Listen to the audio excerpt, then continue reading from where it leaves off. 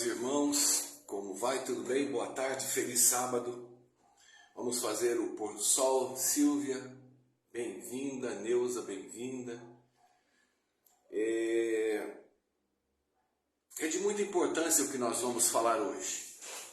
Como sempre, a gente tem sempre pregado a pura e cristalina verdade do Evangelho. E é claro que nós vamos ter uma dificuldade imensa para transpor a religião que normalmente o ser humano carrega com ele. Bem-vindo, Gisele, tudo bem? 1 Coríntios, capítulo 1, diz o seguinte, 1 Coríntios 1, verso 30. Mas vós sois dele, em Jesus Cristo, o qual para nós foi feito por Deus sabedoria e justiça e santificação e redenção. E como está escrito no verso seguinte, aquele que se gloria, glorie-se no Senhor. Bem-vinda, Elza Cruz, quanto tempo? Marlene, tudo bem? Então, 1 Coríntios 1, versos 30 e 31, é bem claro que toda sabedoria é feita nele, toda justiça é feita nele, santificação é ele, redenção é ele. Para gloriarmos em alguma coisa, nós temos que gloriar no Senhor. O que tudo isso quer dizer? Qual é a simplicidade de tudo isso e que muitas vezes é enfiado goela abaixo das pobres ovelhas de Jesus? Um arcabouço de mentiras, de leis, um arcabouço de ações e atitudes que são cobradas da gente ad eterno. E Jesus diz que eles cobram de vocês, mas eles não carregam com um dedinho só aquilo que eles pregam que você deve fazer. O grande mal, o grande erro de um professor de evangelismo é quando ele entra nessa fase do fazer. Porque ele manda as pessoas fazerem o que elas não conseguem e ele mesmo não faz. Até porque o a fazer, ele não tem fim, é infindável. Mas o que eu quero que você pare para meditar, que é de suma importância, é o seguinte. Existem os frutos, ou o fruto do Espírito, os frutos de Jesus e o fruto do homem. Quando lhe é pregado a religião, a igreja, como um caminho, como fora da igreja você está perdido, como se você não estiver no banco da igreja, o mundo acabou, Jesus não te ouve, não te aceita. Como se você tivesse um local para buscar a Deus, aonde Deus te aceita, aonde Deus se regozija. E essas pessoas te introduzem isso na tua mente. Qual é o fruto de tudo isso? Por isso que eu li essa parte de 1 Coríntios. O fruto é arrogância, medo, covardia, vaidade e tantas outras coisas. Isso é um fruto nosso. Por que Jesus fala com tanto ênfase? Porque a gente é o que não é. A gente quer o que a gente não quer. E a gente diz que ama o que a gente abomina. Por quê? Porque nós somos ensinados a fingir. Nós somos ensinados a usar máscara. Quando você deixa de se conhecer, de saber quem você é, eles vão fazer você ser o que eles querem que você seja. E você acaba não sendo mais o que você é, não há habitação para Deus na tua vida, porque você começa a ter atitudes e ações para agradar a homens e agradar a igrejas. E aí você coloca uma máscara de vida e começa a atingir a seres humanos e a tentar enganar a Deus. A igreja odeia você ser o que você é. Se as pessoas, eu não digo todos, a grande maioria, detecta que você é livre, que você é o que é, errada, pecador, fala bobagem, é você. Mas eles querem que você finja, pelo menos finja, como nós. Porque o fingir faz parte da religião. O enganar pessoas faz parte da religião. Então você começa a dizer que ama o que você odeia e detesta. Tem pessoas que estão numa escola sabatina, está de saco cheio de tanta bobagem, um culto horrível, uma pregação maçante, de dar sono, mas você tem que fingir. Aí eu lhe pergunto, você finge para quem? Você finge para Deus? Que você está num lugar abençoado? Que a palavra que você está ouvindo não é de Deus? Você vê que não é? Se ela não é arrogante, ela é morna. Se ela não é morna, ela é legalista. Mas você tem que fingir. Você tem que gostar, dizer que ama o que abomina. Aí sai do culto e fala, nossa irmão, que palavra maravilhosa. E você não gostou nada. Não te acrescentou nada e nem para a igreja. Mas você finge que ama o que detestou. Esse é o fruto do homem. Você ser o que você não é. Essa é uma das maiores hipocrisias condenadas por Jesus e pelos apóstolos. Lembra quando Pedro fingia ser o que ele não era quando ele encontrava os homens da lei? E Paulo deu uma comida nele que arrancou a alma dele. Falso, mentiroso e sem vergonha. Pilantra, malandro. Porque ele, com medo daquela soberania religiosa, ele tentou agradar os homens. No engano que eles vendiam e promoviam.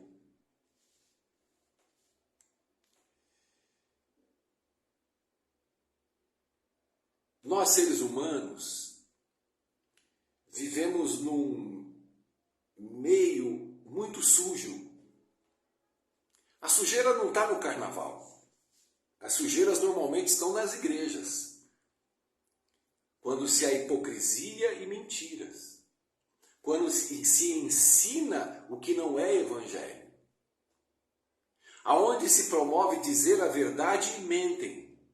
Aonde se promove dizer que aqui é o lugar que Deus quer porque é o lugar verdadeiro e não vivem a verdade. Então, acusar as pessoas de fora da igreja é um gozo eterno para os comportamentalistas, os malditos religiosos, filhos de Satanás, filhos da serpente, mentirosos, enganadores, cegos carregando e guiando cegos, não entram no céu e não deixam entrar. E isso vai se aprofundar a cada vez mais. Por isso que eu prego para você ser livre em Jesus. Não quer dizer ser contra a igreja. Quer dizer saber conviver com a igreja e não se deixar influenciar por essa ala perniciosa de Laodiceia, que é a profecia que Jesus nos deu e nos manda ficar atento como serpente.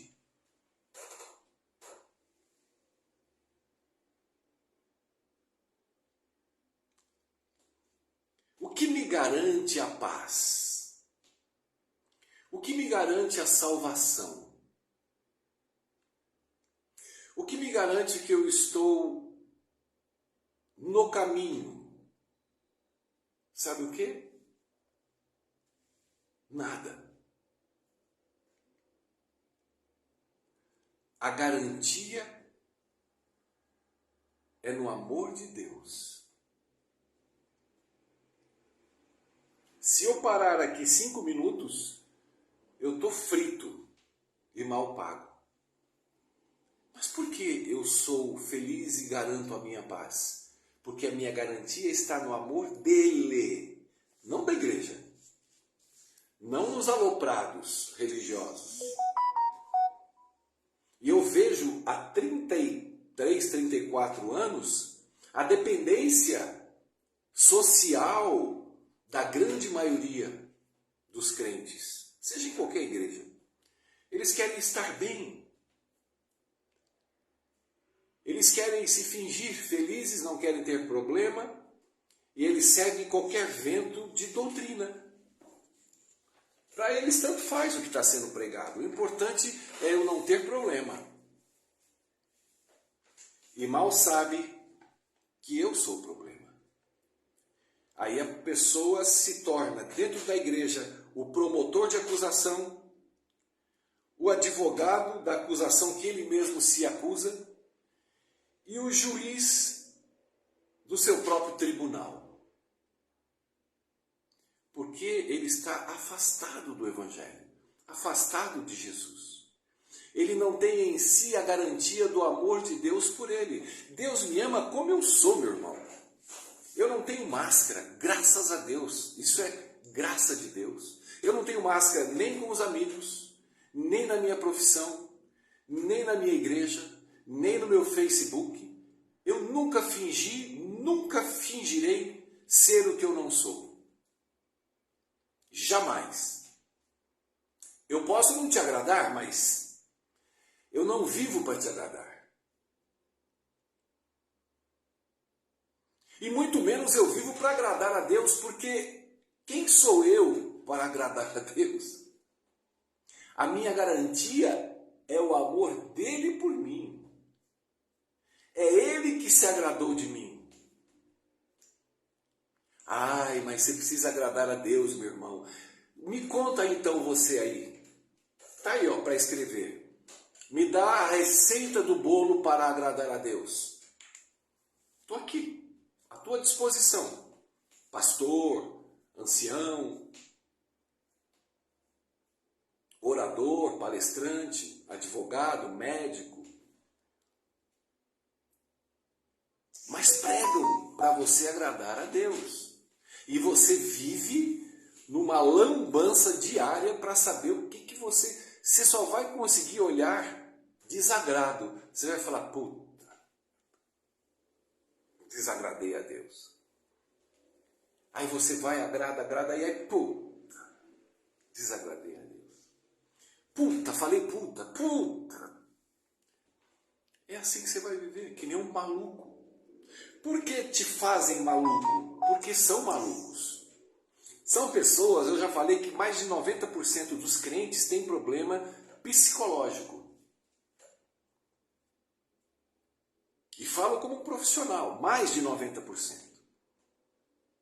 Agora com esse negócio de eleições, essa maluquice toda, eu posso falar que passa de 95%. Ah, Sherry, mas então só você é o bom? Não, pelo contrário, eu sou o mal. E é o que os 95% não se veem. Eu não faço parte porque eu sei quem eu sou. Eu sei o pecador. Ah, mas então você vai continuar pecando? Filho, querido, tá aí, ó. Me escreve como não pecar, como agradar a Deus. Não é isso que você ouve desde que você conhece por gente? Ninguém agrada a Deus. Tudo que nós fazemos, Deus diz que é trapo de cocô. Trapo de porcaria, de banheiro, de fossa. Fede, cheira mal. Queria eu ver um pastor que agrada a Deus. Me fala aí um pastor que agrada a Deus. Mas eu te falo, nenhum. Mas então por que são pastor? Pela misericórdia de Deus. Pelo amor que Deus tem por eles. Aprenda na sua vida. Liberte-se dessa ganância humana, dessa mentira humana. São todos falsos, mentirosos. Uma vez um líder disse, brigando comigo, né, na minha página, de que tem que guardar mandamentos, de que tem que ser bom, de que ele é transformado. Eu falei, você não é transformado, irmão. Se você tem 30, e com uma outra irmã também que fez teologia, brigando comigo, que era transformada, ela tem quase 40 anos de igreja. É pior do que era. Eu falei para ele, pô, cara, então você é transformado, é? Tem certeza? Claro, Jesus me transforma. O poder de Jesus me transformou. Então eu falei para ele, então você é melhor que eu. Aí ele demorou para responder e quando respondeu ele disse, não, eu sou o pior dos pecadores. Então aonde está a transformação? Você vê como isso é um trabalho que o inimigo conseguiu introduzir nas igrejas? São detalhes que aparentam ser verdades. Porque você fala que Jesus transforma, tem uma lógica. Mas aí eu me pergunto, sempre me perguntei, Jesus, o Senhor transforma quem? Porque eu continuo o mesmo cara de 33 anos atrás. Aí Jesus falou, é o meu amor por você. Você está aqui comigo pregando pela minha misericórdia. Eu ouço as tuas orações porque eu ouço o teu coração, os desejos do teu coração.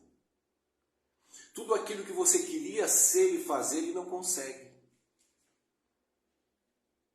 E por que Jesus diz que pelos frutos conhecereis? Como é que eu conheço uma pessoa? É pelo fruto de amor, de perdão, pela alegria, pela paz, pela sensibilidade, pela empatia, por amor ao próximo, por amor às viúvas, aos órfãos, não ter preconceitos de gays, de negros, de nordestinos. Isso é.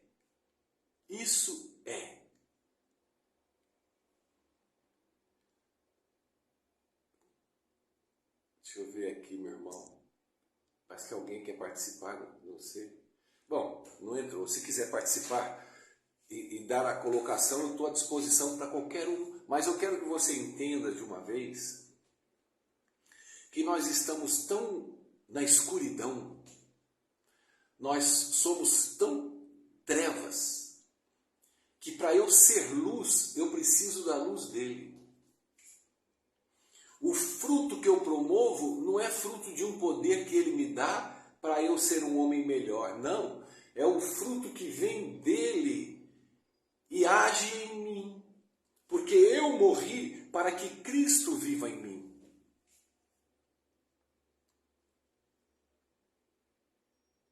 E como é que eu tenho que produzir esse fruto? Eu estava conversando até com a Silvia esses dias. Silvia, não é 24 horas por dia.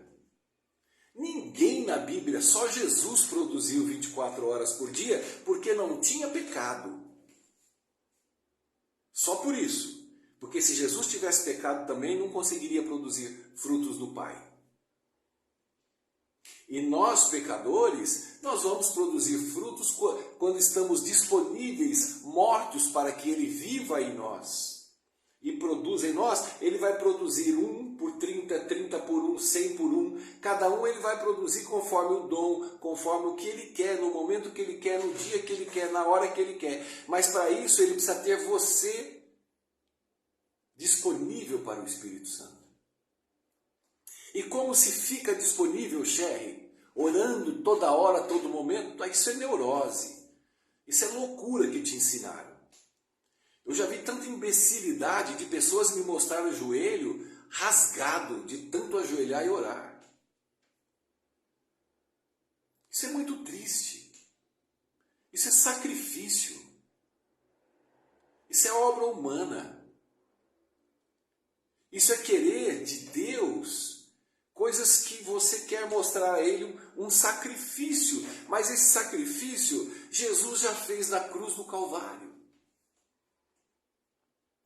E as pessoas procuram orar mais, estudar mais, ler mais, pegar a Bíblia o dia inteiro e com a Bíblia embaixo do braço, está no carro. Ela está tentando demonstrar algo que para Deus não quer dizer nada. Se o teu coração não é aberto, purificado pelo Espírito, você pode ler a Bíblia 10 vezes por ano. Pode ir para a igreja quarta, sábado e domingo. Nada disso serve para Deus.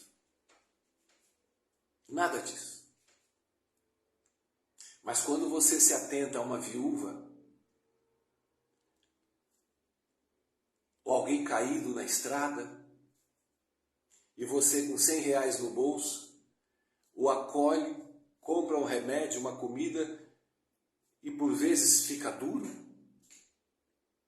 e o deixa em algum lugar de tranquilidade, de paz, tenha certeza que não foi você, foi o Espírito, foi o fruto.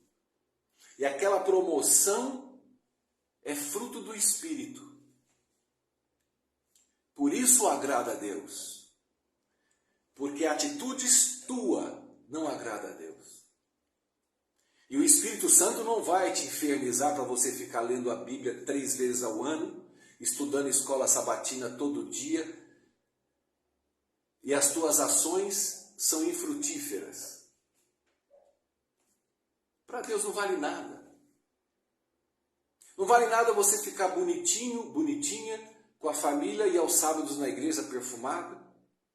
Para Deus não quer dizer nada. Deus preferiria você sujinho, de tênis, de chinelo, talvez pegando alguém que tivesse uma necessidade atroz, uma família que não recebe visitas, alguém que está doente em casa e você fala, eu não vou para a igreja, eu vou ver aquela irmã.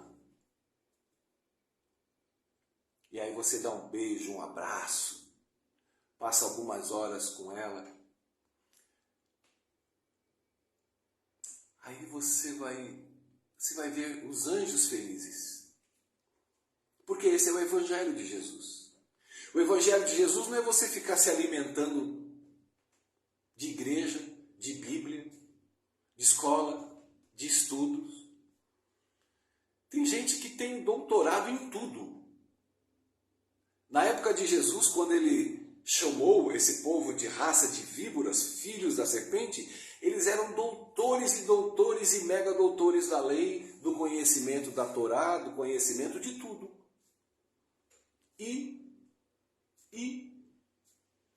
Mas isso é vendido para você. Isso é enxertado na tua cabecinha. E como ser humano, isso é científico. O ser humano, ele precisa ser dirigido. Por isso, quando aparece um líder, ele leva multidões. Por isso que você vê igrejas que o que o cara falar, eles fazem. Eles não pensam, são irracionais. Se o líder mandar dar a casa, é o dia da casa própria. Você vai dar uma casa e Deus vai te abençoar que você vai comprar um prédio. A pessoa dá a casa dela. Outras igrejas não pedem casa, pedem a sua vida, a sua mente. E domina a sua mente de tal forma que você não vive. Você vive para não desagradar a igreja o tempo todo, é o que nós falamos no início. O tempo inteiro você tenta agradar a igreja. E a igreja te cobra para você agradar a Deus. Um mentindo para o outro. Como nós falamos e eu repito, você não agrada a Deus. Eu também não agrado a Deus. Deus não tem essa aliança comigo e nunca prometeu. Deus nunca falou, olha, vocês vão me agradar e eu vou ser fiel a vocês. Não, Deus disse, eu serei fiel a vocês. Porque eu me agradei de vós, ó pequeno rebanho. Eu vos escolhi, não fosse vós que escolhestes a mim, mas eu vos escolhi para que vades e dei frutos. Entendeu? Como é simples a matemática do Evangelho. Tem pessoas que entendem, falam, puxa vida, é verdade o que ele está falando. Mas terminou a live, Satanás vem e come a semente que estava na terra. Lembra que Jesus falou? Existem terras, espinhos e a terra boa. Então não são todos que vão engolir, porque eles não querem enfrentar. Eles não querem enfrentar a comunidade social na qual eles vivem. Jesus enfrentou. Os discípulos enfrentaram, os apóstolos enfrentaram, todos se deram mal, todos. Por quê? Porque pregaram o Evangelho, pregaram a verdade, pregaram a graça, pregaram o amor, mostraram quem eles eram, a mentira que a igreja era.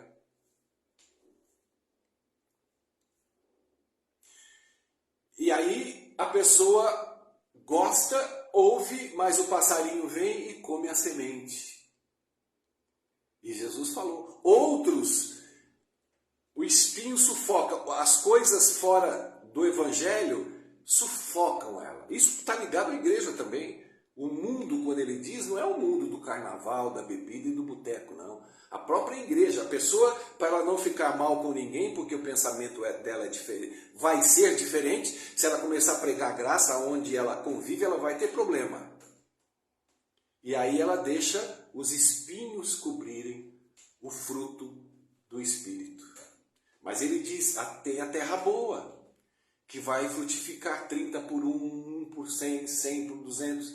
E aí é de cada um, Deus vai usando conforme o espaço que ele vai tendo, os dons, os talentos, e aí vai.